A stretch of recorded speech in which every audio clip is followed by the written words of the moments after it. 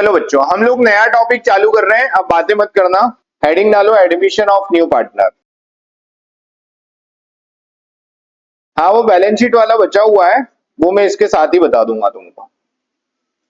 आज से नया टॉपिक चालू करते हैं, admission of new partner. Admission of partner हम लोग स्टार्ट कर रहे हैं, ध्यान से समझना। मैंने आप लोगों को बताया था reconstitution.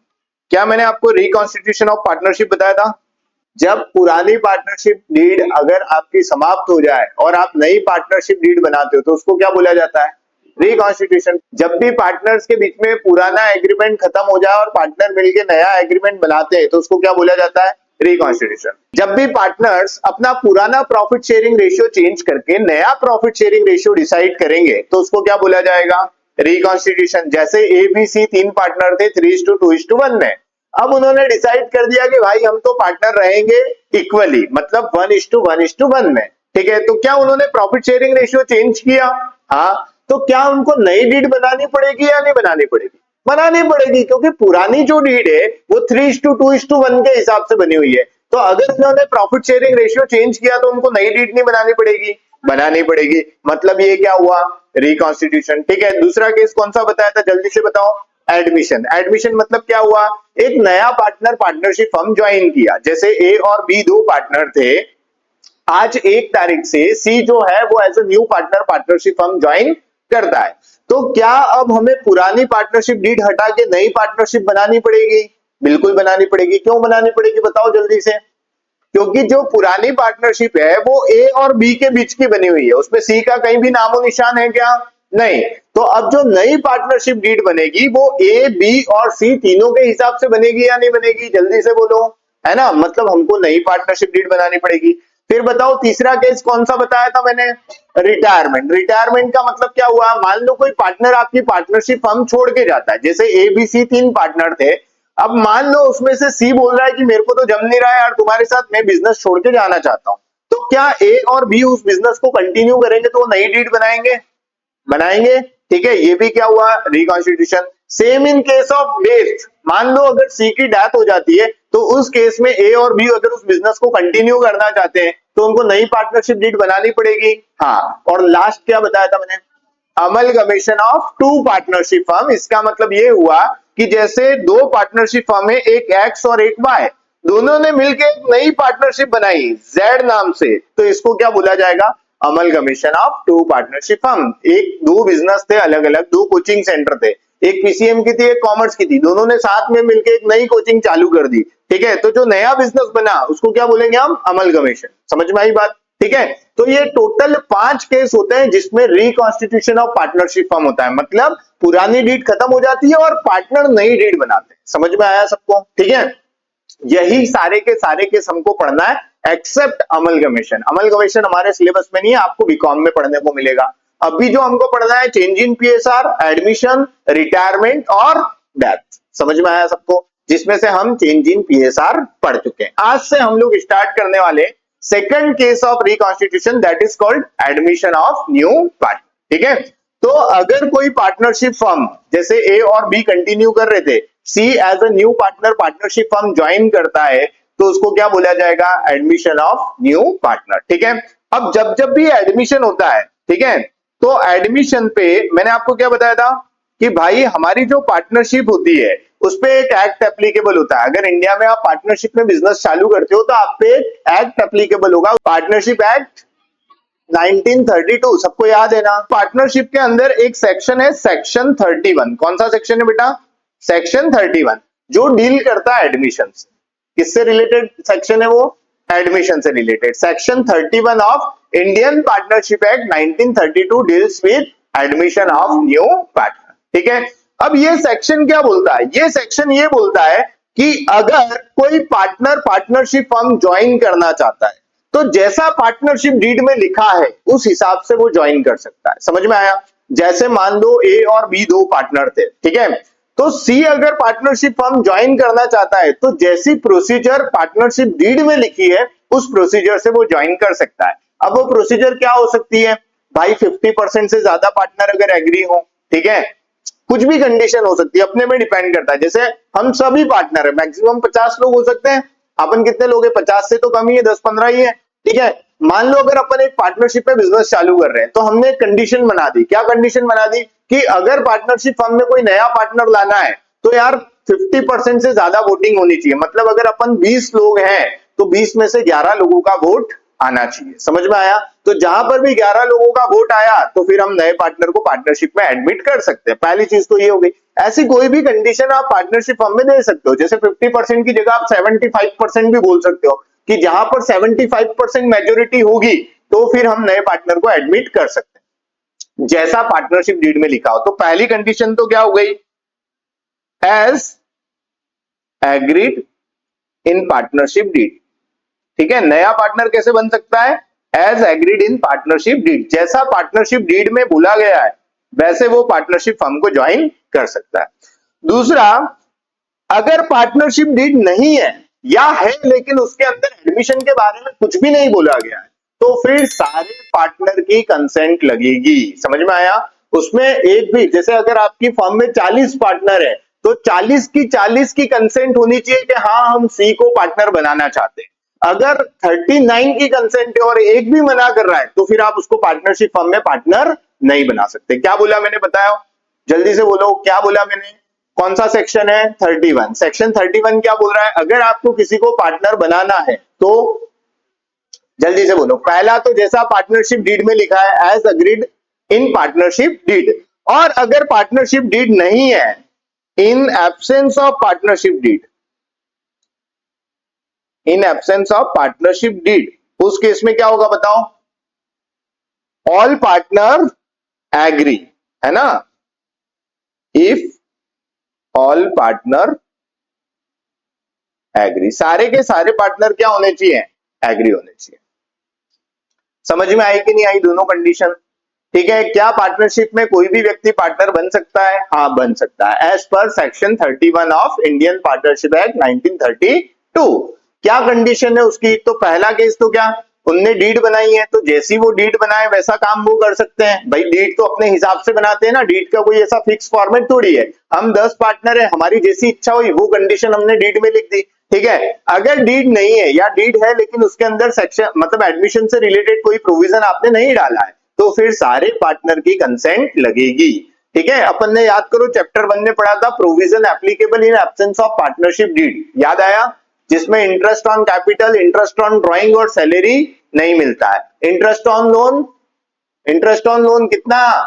6% and profit and loss equally. ठीक है, ये कौन से केस थे? जब पार्टनरशिप डीड नहीं होती है। तो वैसे ही अगर आपने पार्टनरशिप डीड नहीं है और अगर आप किसी नए पार्टनर को एडमिट करना चाहते हो तो उसमें सारे के सारे पार्टनर की आपको परमिशन लगेगी। क्लियर? यहां तक कोई कंफ्यूजन? ठीक है, अब इसके बाद जब भी कोई पार्टनर पार्टनरशिप फॉर्म में आता है तो उसको दो सबसे इंपॉर्टेंट राइट्स मिलते हैं। ठीक है, दो राइट मिलते हैं। वैसे तो बहुत सारे राइट्स होते हैं कि वो बुक्स ऑफ अकाउंट चेक कर सकता है, वो मीटिंग में पार्टिसिपेट कर सकता है, वो मीटिंग में वोट कर सकता है, ऐसे कई सारे राइट्स एक पार्टनर को मिलते हैं। लेकिन सबसे इंपॉर्टेंट दो राइट होते हैं जो हर पार्टनर को देना ही पड़ेंगे, जिसमें पहला होता है right in the assets of the property, right to share assets of the firm. पहला राइट क्या हो गया कि बिजनेस की जो असेट्स हैं उसमें भी उसका हिस्सा रहेगा। ठीक है, और दूसरा राइट क्या हो गया? Right in future profit of the firm, right in the assets of the firm, और दूसरा क्या बोला मैंने? Right in the profit of the firm.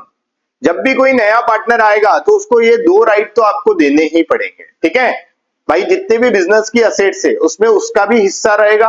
दूसरा, फ्यूचर में अब जो प्रॉफिट होगा उस प्रॉफिट में उसको भी हिस्सा देना पड़ेगा। आप इन दोनों चीजों से उसको बाहर नहीं कर सकते हो। आप ऐसा नहीं बोल सकते हो कि असेट्स में तेरा हिस्सा नहीं रहेगा, असेट्स सिर्फ हमारी रहेगी। आपको उसको असेट्स में हिस्सा देना ही पड़ेगा। और दूसरा, फ्यूचर में जो प्रॉफिट होने वाला है उसमें भी आपको उसको हिस्सा देना ही पड़ेगा। समझ में आया? वैसे भी हम प्रॉफिट से तो किसी भी पार्टनर को बाहर कर ही नहीं सकते हैं, ये हमने चैप्टर 1 में पढ़ा था। डेफिनेशन में याद कर दो, partnership is relation between two और more person who agree to share profit of business, ये लाइन पढ़ाई थी ना मैंने, शेयर प्रॉफिट एंड लॉस। तो share profit is compulsory but sharing of loss is not compulsory, ये पढ़ाया था मैंने। ठीक है, तो प्रॉफिट तो वैसे भी शेयर करना ही पड़ता है हर पार्टनर के साथ। ठीक है, तो जैसे ही कोई नया पार्टनर आएगा उसको ये दो मेन राइट मिलते हैं। अब जैसे पार्टनर को सारी एसेट्स में राइट मिलता है, वैसे ही पार्टनर को क्या मिलेगा, लायबिलिटी में भी राइट मिलेगा। मिलेगा या नहीं मिलेगा? चलो अब बात करते हैं अकाउंटिंग ट्रीटमेंट की। ठीक है, वैसे तो ये चीज मैंने आपको 2-3 बार पहले भी बता दी है, ठीक है, लेकिन एक बार फिर से बता रहा हूं। अकाउंटिंग ट्रीटमेंट मैंने आपको बताया था, जब जब भी पार्टनरशिप में रिकॉन्स्टिट्यूशन होता है, रिकॉन्स्टिट्यूशन का मतलब क्या हुआ, पुराना एग्रीमेंट खत्म करके नया एग्रीमेंट बनाना। जब जब भी रिकॉन्स्टिट्यूशन होगा तब तब क्या होगा, हमें कुछ अकाउंटिंग ट्रीटमेंट करने पड़ेंगे। ठीक है, मैंने लिखवाए भी थे ये। पहला accounting treatment, calculation of new profit sharing ratio.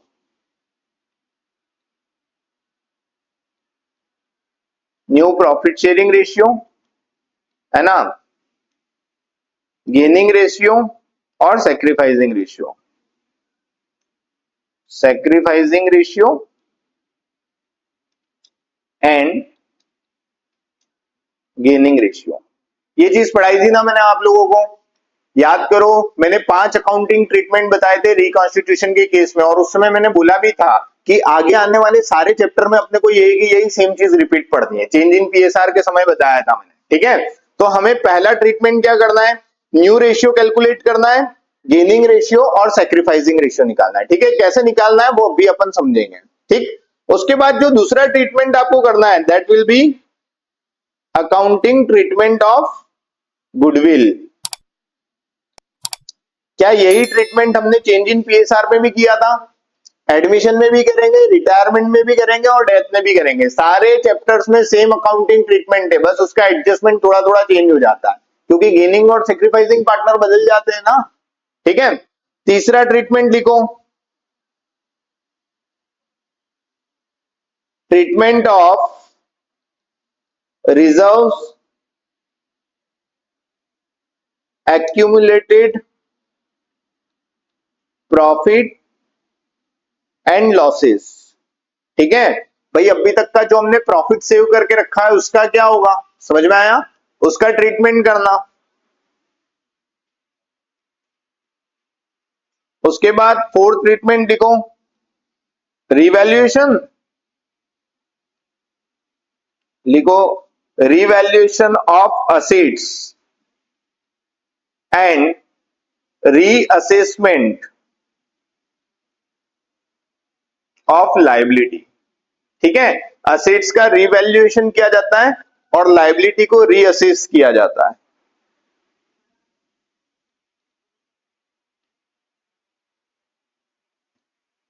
ठीक है, and last is adjustment of capital. Adjustment of capital करना है या नहीं करना है ये आपको क्वेश्चन में गिवन रहेगा, लेकिन ये जो शुरू के 4 एडजस्टमेंट है वो तो आपको हर क्वेश्चन में करना ही है। ठीक है, तो यही अकाउंटिंग ट्रीटमेंट है जो हमने चेंज इन पीएसआर में पढ़े थे। एडमिशन में भी सेम अपने को वही पढ़ना है, रिटायरमेंट और डेथ में भी सेम अकाउंटिंग ट्रीटमेंट होंगे। क्लियर है सबको? चलो, क्या क्या पढ़ा हमने, जल्दी से रिवाइज करवाओ। क्या पढ़ रहे हैं हम लोग, एडमिशन ऑफ न्यू पार्टनर। ठीक है, क्या कोई पार्टनर पार्टनरशिप फर्म में एडमिट हो सकता है? हाँ हो सकता है। कौन से सेक्शन में? सेक्शन 31। सेक्शन 31 क्या बोलता है, कैसे एडमिट हो सकता है? जैसा पार्टनरशिप डीड में लिखा है, पहली कंडीशन। दूसरा, पार्टनरशिप डीड नहीं है तो with the consent of all partner, सारे पार्टनर जैसा एग्री करेंगे वैसा होगा। ठीक है, फिर उसके बाद हमने क्या पढ़ा, राइट्स ऑफ पार्टनर। कौन से 2 मेन राइट मिलेंगे, राइट इन द असेट्स और राइट इन द प्रॉफिट, ये चीज याद रखना। ठीक है, एक तो असेट्स में और दूसरा प्रॉफिट में। फिर मैंने आपको बताया अकाउंटिंग ट्रीटमेंट, तो जैसा रिकॉन्स्टिट्यूशन के समय जो जो अकाउंटिंग ट्रीटमेंट होते हैं तो एडमिशन में भी वही होंगे, क्योंकि एडमिशन का भी मतलब क्या होता है, रिकॉन्स्टिट्यूशन। ठीक है, कौन कौन से अकाउंटिंग ट्रीटमेंट होंगे, new profit sharing ratio, sacrificing ratio और गेनिंग रेशियो निकालना। ठीक है, उसके बाद हम सीखेंगे ट्रीटमेंट ऑफ गुडविल, फिर treatment of accumulated profit and reserve या लॉसेस। ठीक है, fourth one is revaluation of assets and reassessment of liability, and last one is adjustment of capital. समझ में आया अपने को क्या क्या पढ़ना है? पक्का ये 5 एडजस्टमेंट पढ़ना है। ठीक है, तो हम पहले अकाउंटिंग ट्रीटमेंट से चैप्टर की शुरुआत कर रहे हैं, that will B calculation of new profit sharing ratio. ठीक है, हम लोग new profit sharing ratio calculate करना सीख रहे हैं। अब जिन लोगों ने पहले चेंज इन पीएसआर में पढ़ रखा, उससे पहले खैर मैंने एडमिशन के भी calculation of new profit sharing ratio सिखाया था कुछ बच्चों को। ठीक है, तो जिनको आता है वो वापस से देखें, जो फर्स्ट टाइम पढ़ रहे हैं वो शांति से समझना, क्योंकि कंफ्यूजिंग है ना। रेशियो कैलकुलेशन है, मैथमेटिकल कैलकुलेशन है, तो आपको रेशियोज कैलकुलेट करना सीखना पड़ेंगे, क्योंकि ये नहीं आएगा तो इस बात की प्रोबेबिलिटी है कि आप एडमिशन में पूरी गलती करके आओगे। क्यों? क्योंकि अगर आपने न्यू रेशियो गलत निकाला बेटा, तो सेक्रीफाइसिंग और गेनिंग रेशियो गलत हो जाएंगे।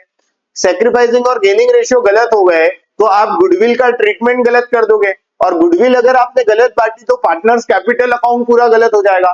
पार्टनर्स कैपिटल अकाउंट गलत हुआ तो आपकी कैपिटल रॉन्ग आएगी, और कैपिटल रॉन्ग आई तो बैलेंस शीट भी गड़बड़ हो जाएगी। मतलब ऊपर की एक मिस्टेक आपके पूरे क्वेश्चन के सॉल्यूशन को बिगाड़ देगी। ठीक है, तो अपने को ध्यान रखना है कि calculation of new profit sharing ratio में हमसे कोई गड़बड़ ना हो। ठीक है, अभी आप पूरे कॉन्सेप्ट समझो, फिर एंड टाइम पे मैं आपको इंपॉर्टेंट कॉन्सेप्ट बताऊंगा जो एग्जाम में जनरली पूछे जाते हैं। ठीक है, और कुछ ट्रिक्स भी बताऊंगा शॉर्टकट कि भाई अगर सैक्रिफाइसिंग रेशियो निकालना है तो डायरेक्ट कैसे निकाल सकते हैं। लेकिन अभी अपन ट्रेडिशनल पूरा कॉन्सेप्ट समझेंगे कि ये होता कैसे।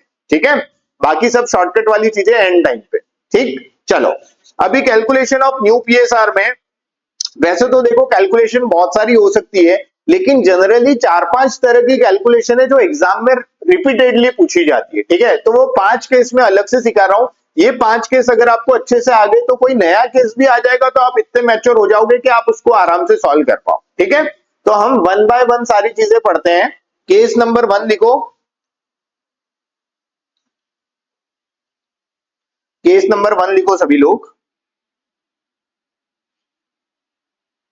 When share of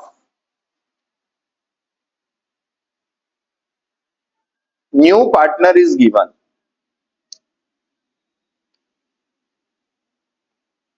no further information।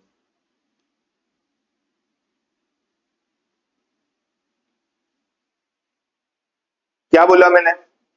पहला केस लिखो, when share of new partner is given, no further information। मतलब आपको क्वेश्चन में सिर्फ नए पार्टनर का शेयर दिया हुआ है, बाकी कोई इंफॉर्मेशन नहीं है कि नया पार्टनर अपना शेयर पुराने पार्टनर से ले रहा है, कितना ले रहा है, कैसे ले रहा है, ऐसी कोई फर्दर इंफॉर्मेशन आपको क्वेश्चन में गिवन नहीं है। ठीक है, आज अपन इसकी प्रैक्टिस करेंगे।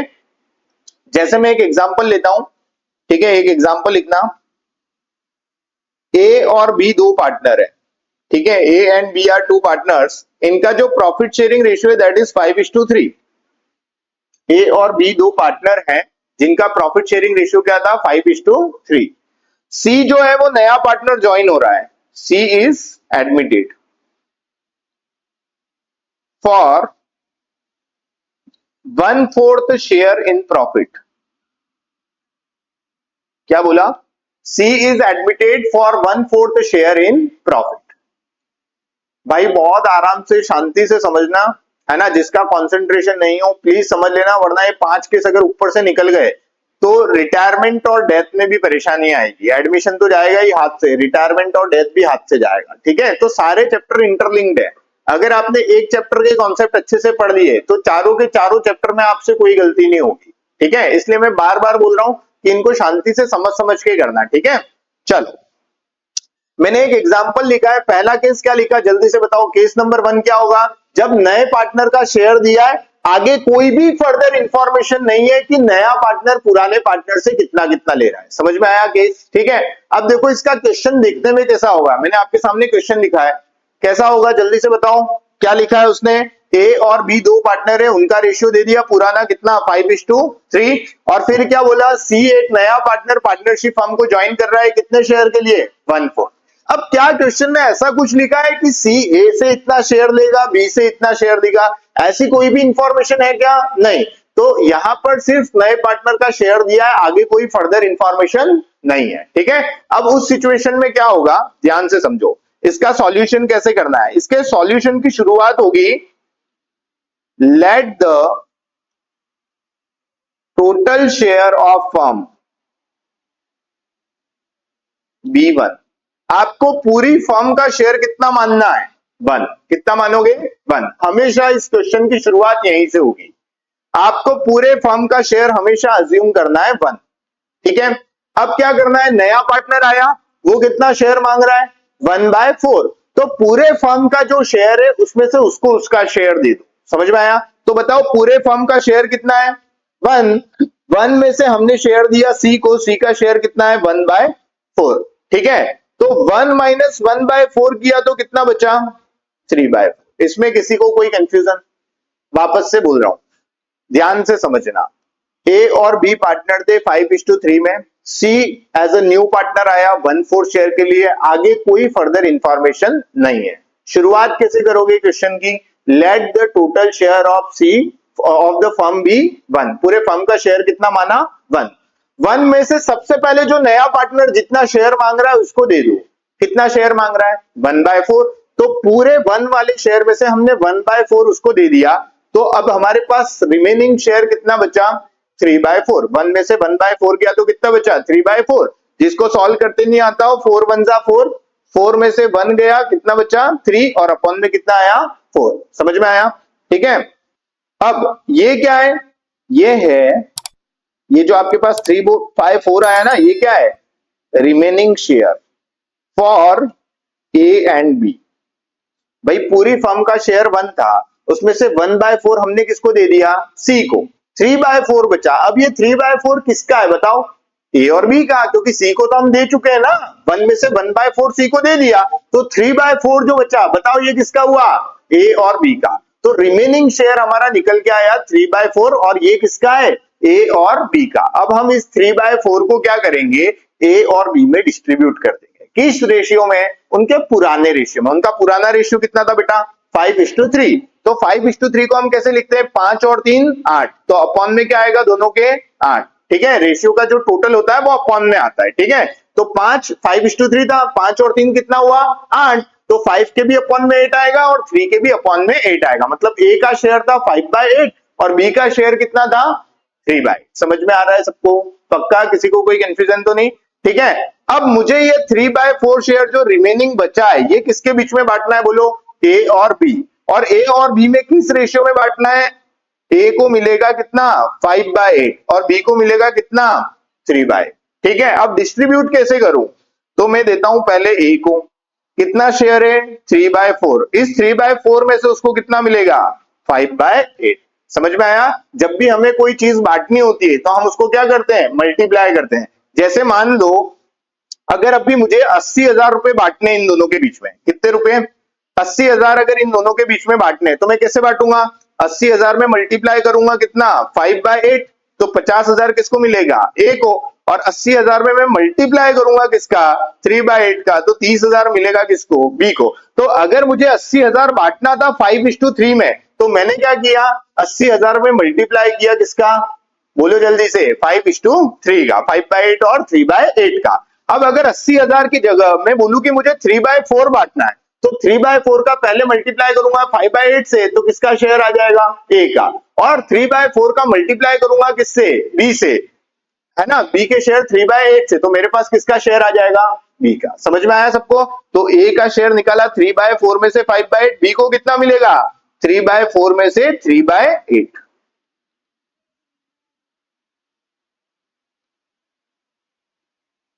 समझ में आया सबको? चलो, कितना आया? 15, 8 चौक 32, 3 दिया 9, 32। ठीक है, अब सी की बात करते हैं। सी के पास कितना शेयर था?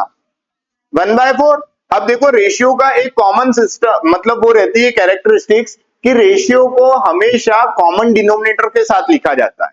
कैसा? उनका डिनोमिनेटर क्या होना चाहिए? कॉमन। तो अगर इसका डिनोमिनेटर 32 है, इधर 32 है, तो यहाँ पे भी क्या होना चाहिए? 32। अब 4 में मैं क्या मल्टीप्लाई करूंगे 32 आ जाए?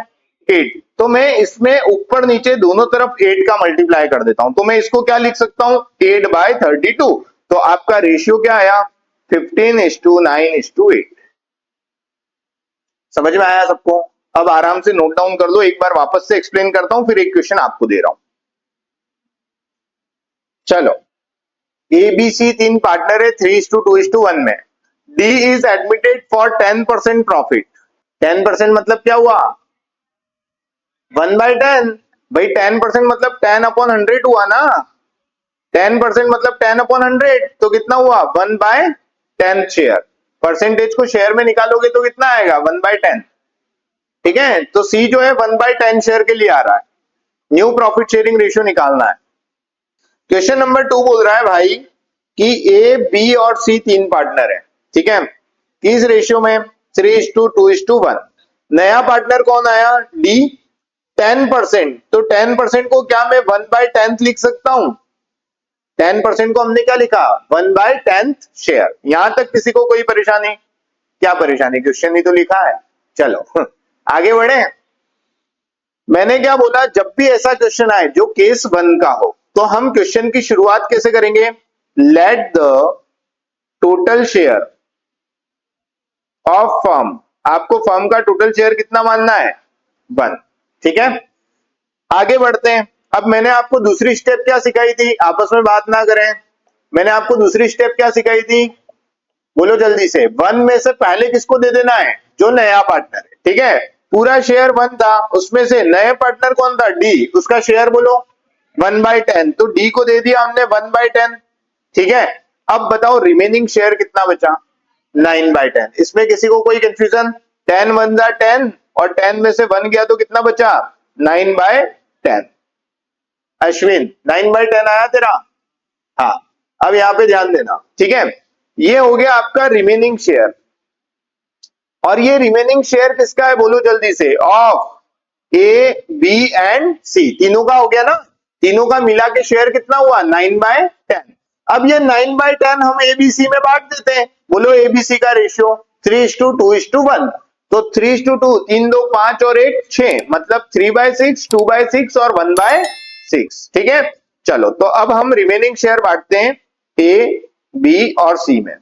ए का शेयर 9/10 बांटना है। इन तीनों में क्या देना है हमको? 9/10 को डिस्ट्रीब्यूट करना है। ठीक है, ए को कितना मिलेगा? बोलो 3/6। बी को कितना मिलेगा? 2/6 और सी को कितना मिलेगा? 1/6। सॉल्व किया इसको। 27/60, 18/60 और 9/60। डी का शेयर बोलो 1/10। डी का शेयर कितना था? 1/10।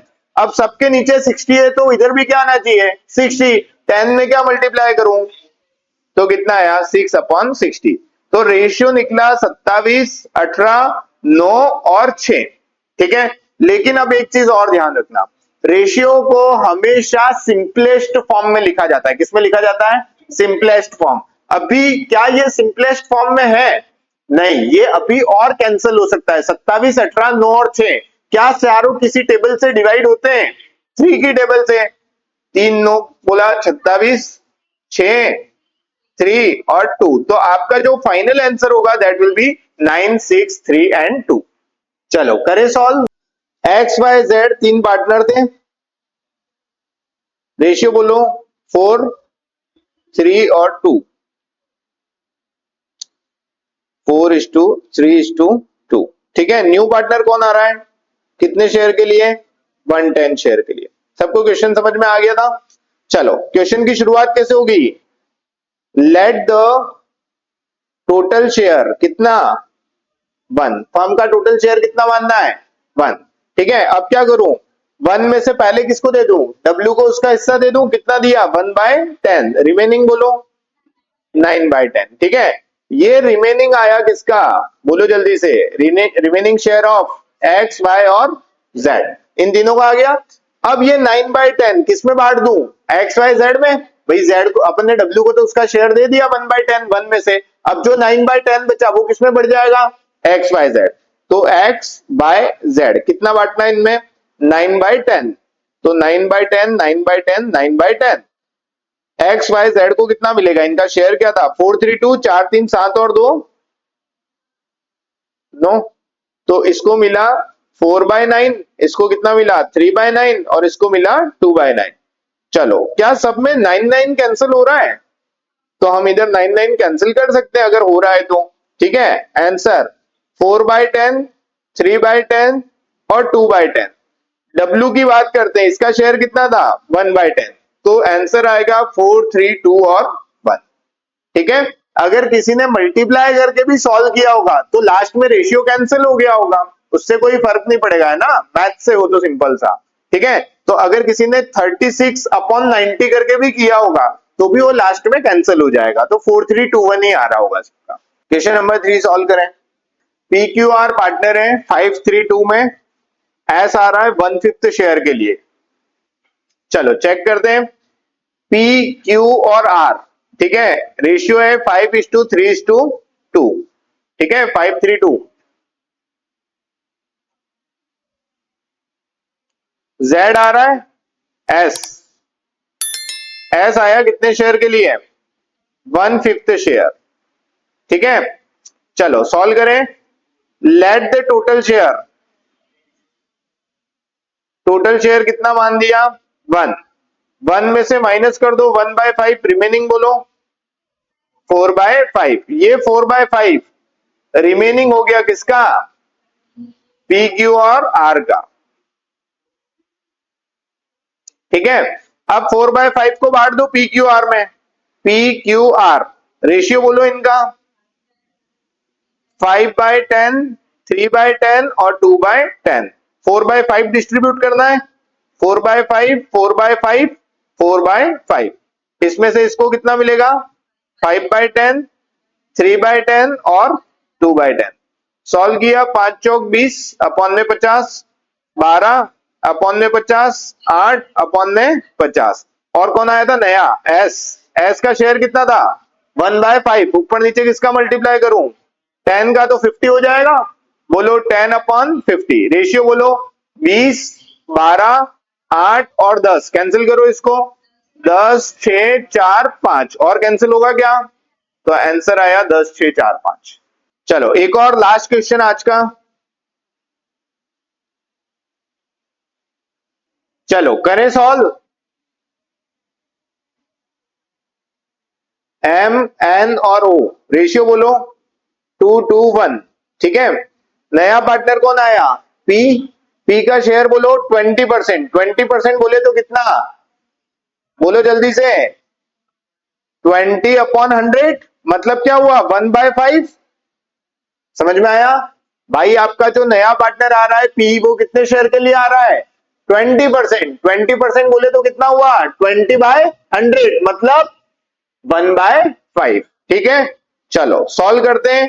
लेट द टोटल शेयर कितना, 1, 1 में से पहले पी को दे दो 1/5, कितना बचा 4/5। ये 4/5 डिस्ट्रीब्यूट हो जाएगा किसमें, एम, एन और ओ में। ठीक है भाई, एम, एन, ओ सबको दे दो 4/5, 4/5 और 4/5। 4/5 में से कितना कितना मिलेगा, 2, 2, 1 है ना, 2/5, 2/5 और 1/5। ठीक है, तो इसको सॉल्व किया, 2/5, 2/5, 1/5, और लास्ट कौन था, पी आया था ना, पी का शेयर कितना था 1/5। चलो सॉल्व किया, 8/25, 8/25, 4/25, यहाँ पे ऊपर नीचे 5, 5 का मल्टीप्लाई, तो 5/25। रेशियो बोलो 8:8:4:5। क्या ये आंसर आ रहा है सबका, नहीं आया था,